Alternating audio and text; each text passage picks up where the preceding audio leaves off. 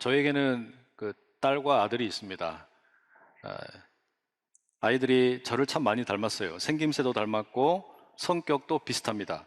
걸음걸이도 비슷하고 심지어 잘 때 모습도 비슷합니다. 신기해요. 그런 아이들을 보고 있으면 그냥 흐뭇합니다.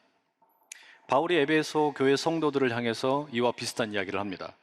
유대인이 되었든 이방인이 되었든 모두가 다 하나님의 자녀가 되었다는 거예요.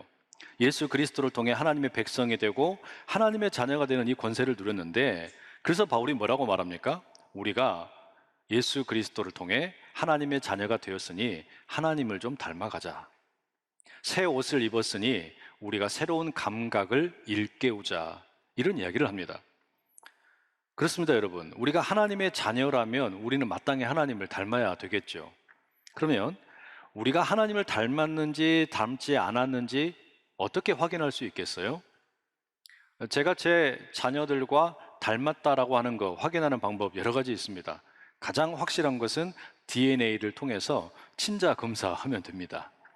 마찬가지입니다. 우리가 하나님과 닮은 꼴이라는 것을 증명하는 것은 우리 안에 영적인 DNA가 있는가라는 것을 확인하면 됩니다.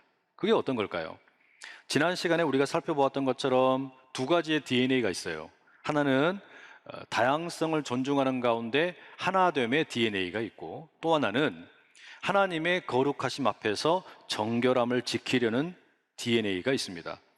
앞으로 이어지는 이 에베소서 말씀의 윤리적인 가르침들이 많이 나오는데, 이 모든 것은 이 DNA와 연결이 되어 있습니다. 다양성 가운데 하나됨, 그리고 하나님의 거룩하심을 닮아가는 정결함, 이게 우리를 하나님과 닮게 만드는 기초가 된다는 이야기입니다.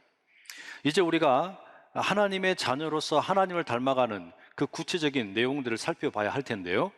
먼저는 가르침과 배움에 대한 이야기를 좀 말씀드리고 싶습니다.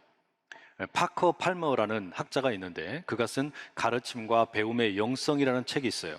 이 책에 보면 우리가 가르치고 배우는 일이라고 하는 것은 일종의 공간을 만드는 일이다, 이렇게 이야기합니다. 구체적으로 이야기하면 개방성의 공간, 경계를 세우는 공간, 그리고 환대의 분위기를 만드는 공간이 필요하다는 이야기입니다. 개방성에 대한 말씀을 먼저 드리자면 이렇습니다.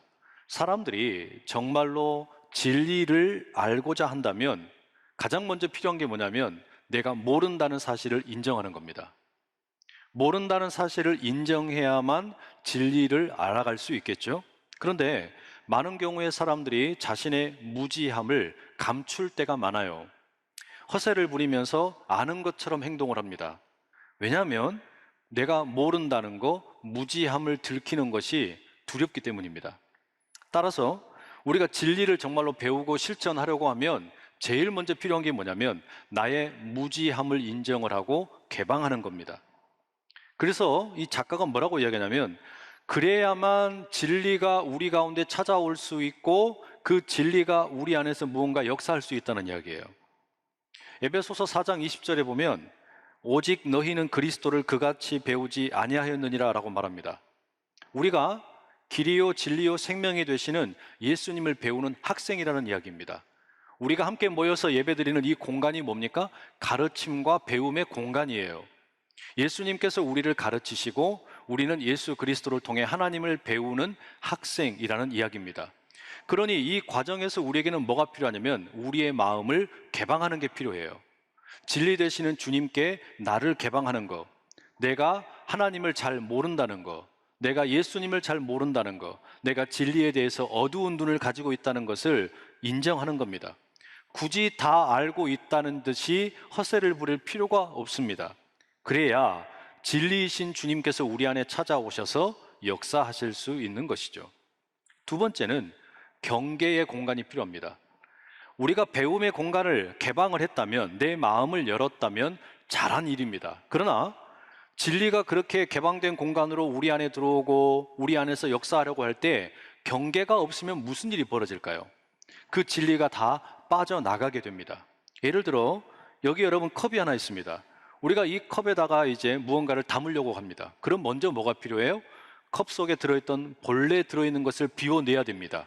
그게 개방이겠죠? 그리고 이제 우리가 새로운 것을 담습니다. 그런데 이 컵이 만약에 깨어져 있다면 어떻게 될까요? 그 담으려고 하는 것들은 다 술술 빠져나가겠죠. 이 컵이 이렇게 온전한 형태를 유지하고 있는 것은 개방이 되어 있으면서 동시에 경계를 가지고 있다는 이야기입니다. 그래야만 진리가 담길 수 있어요. 우리도 마찬가지입니다. 우리가 길이요 진리요 생명이신 예수님을 담아내려고 하면 개방이 되어야 합니다. 동시에 경계석을 세워놔야 합니다. 그래야만 진리가 담길 수 있을 뿐만 아니라 동시에 우리가 진리로부터 도망갈 수가 없어요.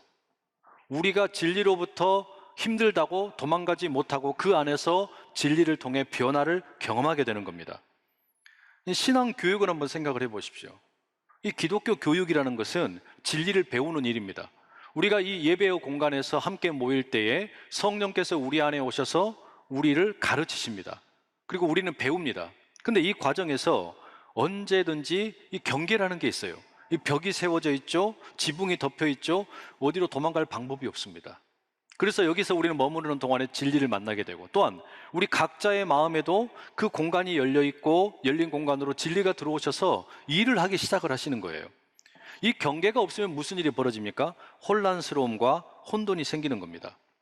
이것을 교리적으로 이야기하면 우리는 배움의 과정 가운데 이 경계를 세운다는 것이 이단의 가르침인지 바른 가르침인지 분별한다는 이야기가 되는 것입니다.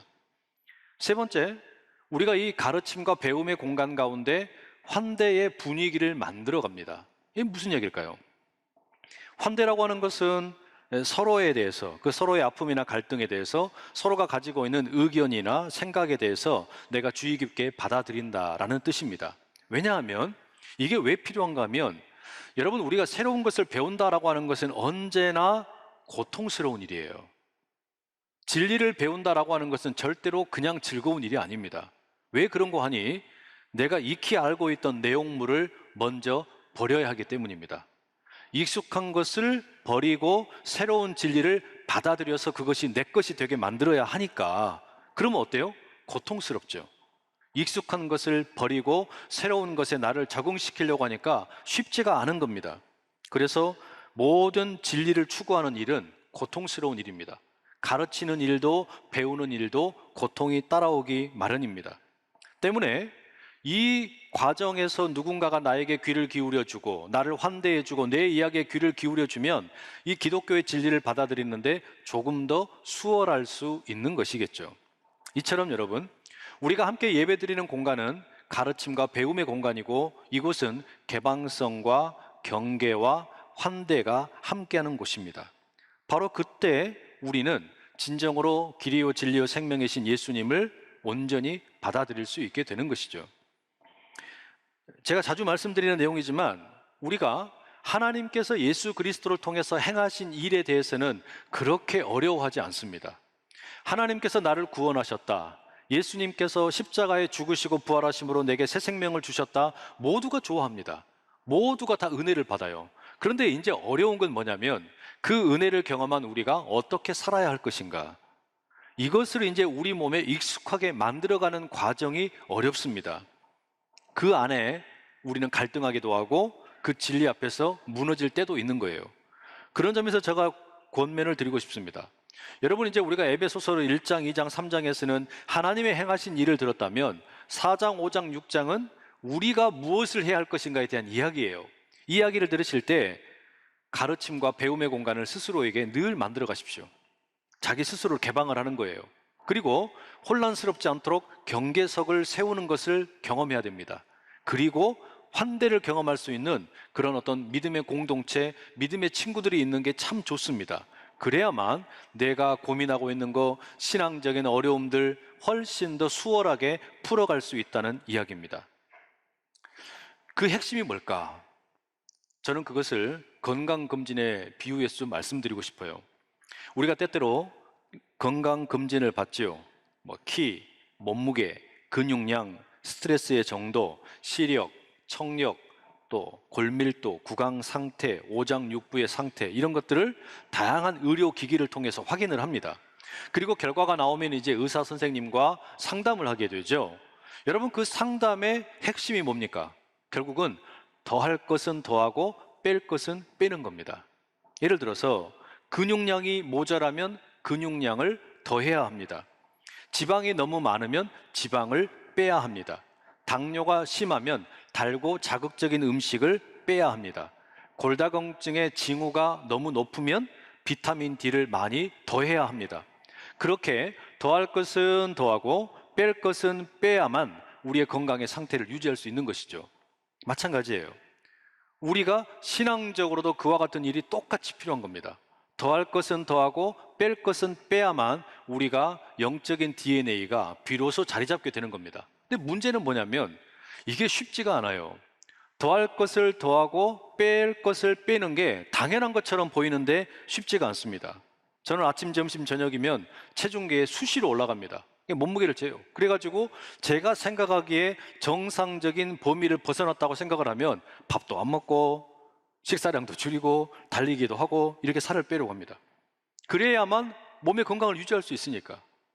그래야만 내 본성을 이겨내면서 건강을 지킬 수 있다고 생각하기 때문입니다. 마찬가지예요. 우리가 새 옷을 입었기 때문에 자연스럽게 새로운 감각이 나타나야 되는데 이게 쉽게 훈련되지 않습니다. 예수 그리스도의 옷을 입었는데 옛 사람을 벗어버리고 새 사람이 되었지만 우리 안에 있는 옛 본성이 우리를 계속해서 지배하려고 합니다. 때문에 우리는 이것을 더할 것을 더하고 뺄 것을 빼는 연습이 지단하게도 많이도 필요합니다. 오늘은 세 가지 말씀을 드리려고 해요. 언어와 분노 그리고 일의 영성에 대한 내용입니다. 이 모든 것의 핵심은 설교의 제목처럼 더할 것을 더하고 뺄 것을 빼는 일입니다. 첫 번째 주제는 언어입니다. 25절 제가 읽어드립니다. 그런즉 거짓을 버리고 각각 그 이웃과 더불어 참된 것을 말하라. 이는 우리가 서로 지체가 됨이라. 가장 먼저 이야기하는 게 이 사도 바울이 이 교회 성도들을 향해서 우리가 새 옷을 입은 사람으로서 새로운 감각을 일깨워야 되는데 제일 먼저 이야기하는 게 뭐냐면 언어예요. 우리의 말입니다. 그만큼 언어와 말이라고 하는 것이 우리의 삶에 중요하다라고 하는 것이겠죠. 언어에 대해서 더할 것은 뭐고 뺄 것은 뭘까요? 더할 것은 참된 것이고 뺄 것은 거짓이라고 말하고 있습니다. 사소한 거짓말도 하지 말고 진리를 말하도록 촉구하는 겁니다. 그렇게 해야 하는 이유가 뭐냐? 25절에 보니까 우리가 서로 지체이기 때문이라고 밝히고 있습니다. 여러분 이걸 가만히 생각해 보면 당연한 겁니다. 바울이 교회를 가리켜 뭐라 그랬습니까? 다양성을 존중하는 가운데 하나 되는 공동체라 그랬어요. 이게 영적인 DNA예요.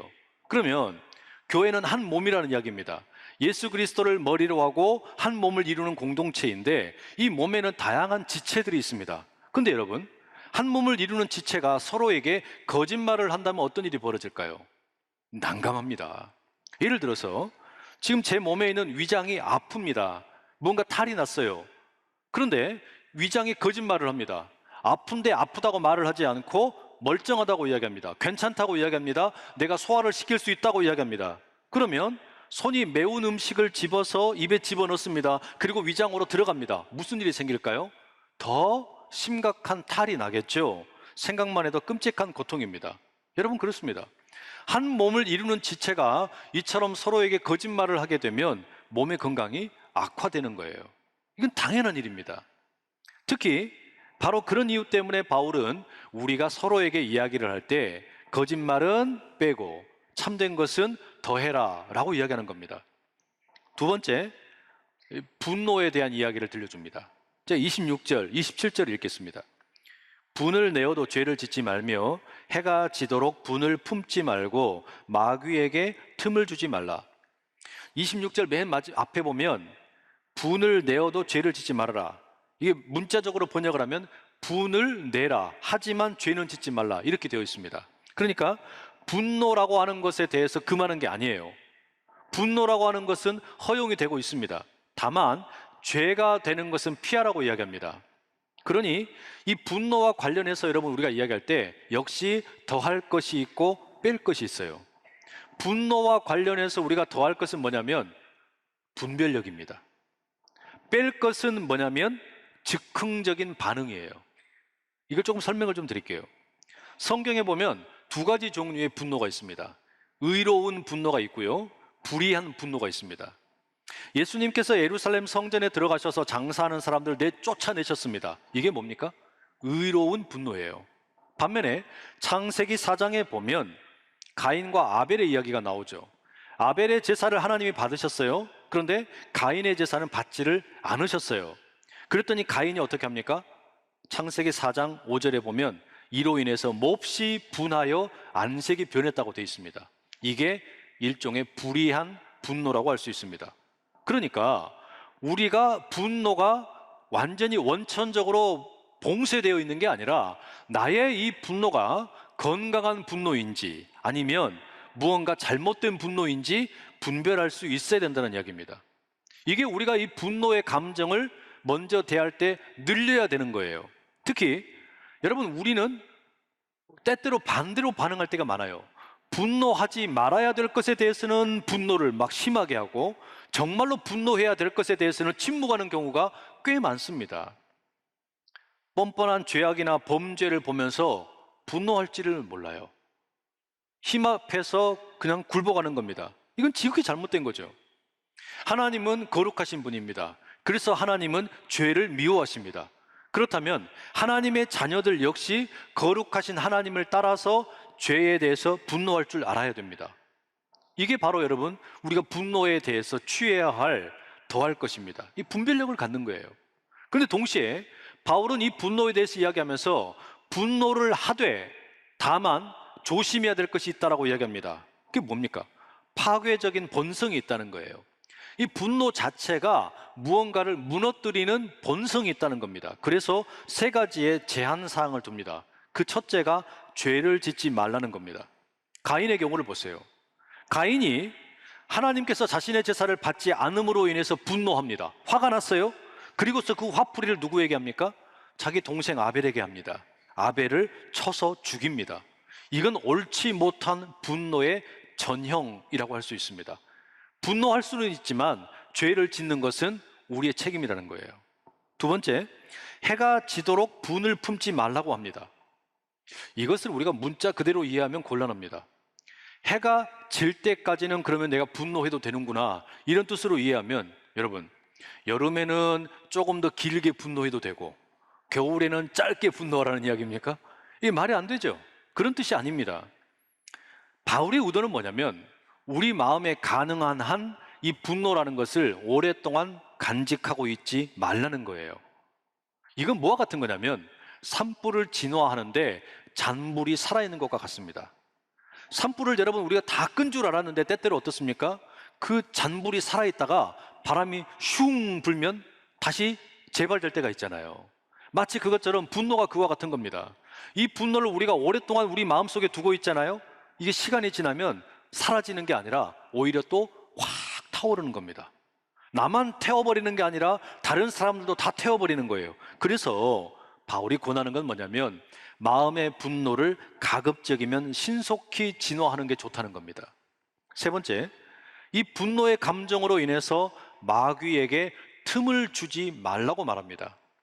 여러분, 이 이야기는 우리가 가지고 있는 분노라고 하는 것이 의로운 분노인지 불의한 분노인지 이 경계선이 너무나 모호하다는 이야기입니다. 그리고 내 안에 있는 분노를 내 스스로 해결한다라고 하는 것이 얼마나 어려운 일인가를 들려주는 겁니다. 마귀는 화가 나 있는 사람 옆에 있습니다. 만약 여러분이 지금 분노하고 있다면, 여러분이 지금 무언가 화가 나 있다면, 그래서 지금 불붙는 심정이 되어 있다면 틀림없습니다. 여러분의 주변에 마귀가 돌아다니고 있는 겁니다. 틈을 노리고 있습니다. 여러분의 그 분노를 악용하기 위해서 아주 그냥 주도 면밀하게 살펴보고 있다는 이야기입니다. 그래서 그 내 분노를 타고 들어와서 마귀가 나를 지배해서 옳지 못한 곳으로 이끌고 가려고 그런다는 이야기예요. 분노에 대해서 정리합시다. 교회는 다양성을 존중하는 가운데 하나가 된 공동체입니다. 그리고 거룩하신 하나님 앞에서 정결함을 추구하는 공동체예요. 그럼에도 불구하고 우리는 때때로 대립이나 갈등을 할 때가 있고 이 분노가 일어날 때가 있어요. 다만 그럼에도 불구하고 이 분노를 우리는 분별함으로 더할 줄 알아야 됩니다. 이 분노가 의로운 분노인지 아니면 불의한 분노인지를 분별해야 돼요. 그리고 이 분노를 즉흥적으로 응답하거나 대응하지 않도록 죄를 짓지 않게 되고, 그리고 가능한 한 빨리 없애고, 그리고 마귀에게 틈을 주지 않는 그런 지혜가 필요하다는 이야기입니다. 마지막 세 번째 이야기는 우리 일에 대한 이야기입니다. 28절의 말씀 읽어드립니다. 도둑질하는 자는 자기 도둑질 하지 말고 돌이켜 가난한 자에게 구제할 수 있도록 자기 손으로 수고하여 선한 일을 하라. 이 바울이 들려주는 세 번째 이야기가 도둑질에 대한 이야기입니다. 이 도둑질 하지 말라는 이야기는 10계명의 8번째 계명이죠. 그리고 이 도둑질이라고 하는 것은 과거에도 그랬고 오늘날도 그렇고 모든 사람들에게 금하여 있는 일종의 규범입니다. 당연히 지켜야 될 것이죠. 그런데 제가 지금 이 도둑질에 대해서 일의 영성이라고 그랬어요. 일터와 관련이 있다고 이야기했습니다. 왜 그럴까요? 여기 나와 있는 이 도둑질하지 말라는 것은 단순히 다른 사람의 소유나 돈을 훔치는 것이 아닙니다. 훨씬 더 폭넓은 의미를 가지고 있습니다. 여기서 말하는 도둑질이라고 하는 것은 이 공적인 자리에서 세금을 탈루하는 거, 내가 거래처에 대해서 지급할 돈이 있는데 떼어먹는 거, 또 사장이 직장의 동료들을 학대하는 거, 직원이 일터에서 일을 하면서 제대로 열심히 근무하지 않고 시간을 허비하는 거, 이 모든 것이 다 도둑질이라는 겁니다. 그렇기 때문에 이 도둑질이라고 하는 것은 지금 일터의 영성과 밀접하게 관련이 있어요. 교회 공동체를 향해서 그러면 일을 어떻게 하라는 겁니까? 성도에게 지금 일을 어떻게 하라고 말하는 겁니까? 일과 관련해서 우리가 당연히 도둑질 하지 말아야 되고, 그리고 나아가서 뭐라고 그러냐면 자기 손으로 수고해서 일을 하고 돈을 벌어라는 겁니다. 더 나아가서는 뭐라고 그러냐면 이제 내가 벌어들인 소득을 가지고 내 가족들을 부양하고, 그리고 필요가 있는 사람들, 형편이 어려운 사람들을 돕고 구제하는 일을 위해서 살라는 거예요. 여러분, 이게 일의 영성입니다. 일과 관련되어서 우리가 빼야 될 것은 뭡니까? 도둑질이에요. 그게 무엇이 되었든 이것은 빼야 될 것이고, 더해야 될 것은 뭡니까? 구제와 섬김이라는 이야기입니다. 왜 이런 주문을 할까요? 하나님께서 일을 하시는 분이기 때문입니다. 우리 하나님은 노는 분이 아니라 일을 하시는 분이에요. 지금도 쉬지 않고 일하고 계십니다. 이 지구촌, 우주 전체 가운데서 하나님은 여전히 창조의 일을 하고 계시고 구원의 일을 하고 계십니다. 이걸 달리 말하면 뭡니까? 하나님은 자기 자신을 위해서 일하시는 게 아니라 남을 위해서 일을 하시는 거예요. 마찬가지로 그래서 우리도 하나님을 닮은 하나님의 자녀이기 때문에 우리도 일을 합니다. 그런데 이 일을 나를 위해서만 일을 하는 게 아니라 남을 위해서 섬기고 돕는 일을 하라는 이야기입니다. 여러분, 이게 성도에게 주어진 일터의 영성이라는 것이죠. 여러분, 오늘 우리가 함께 나눈 이 바울의 가르침에 대해서 어떻게 생각하십니까? 새 옷을 입은 나에게 그에 어울릴 만한 감각이 깨어나야 하는데 어떻습니까? 언어의 문제, 분노의 문제, 일터의 문제, 어느 것 하나 쉽지 않습니다. 그 가운데 가장 어렵게 느껴지는 건 하나만 딱 붙드십시오. 그리고 오늘 이렇게 다짐하시면 좋겠어요. 진리의 영이신 성령께서 우리 안에 찾아오셔서 그 문제를 놓고 내가 씨름을 할 때 나를 온전히 빚어주실 수 있도록 맡겨드릴 수 있기를 소망합니다. 이 한 주간을 보내시는 동안에 우리가 고난주간을 보냅니다. 이 고난주간 가운데 여러분, 이 세 개 가운데 딱 하나만 붙드십시오. 그게 내 언어가 되었든 내 분노가 되었든 나의 일이 되었든 이 세 가지 중에 딱 하나만 붙들고 여러분 기도의 자리를 만드시고, 기도의 자리 가운데 정말 내가 왜 이게 이렇게 안 될까? 왜 이게 어려울까? 그것을 인정을 하고 주님께 맡기는 거예요. 그리고 가만히 나의 내면을 살피시는 겁니다. 이 한 주간 보내신 다음에 부활절을 맞으실 때 주께서 어떻게 내 안에서 일하셨는지 그걸 마음껏 나누는 우리 모두가 될 수 있기를 간절히 소망합니다.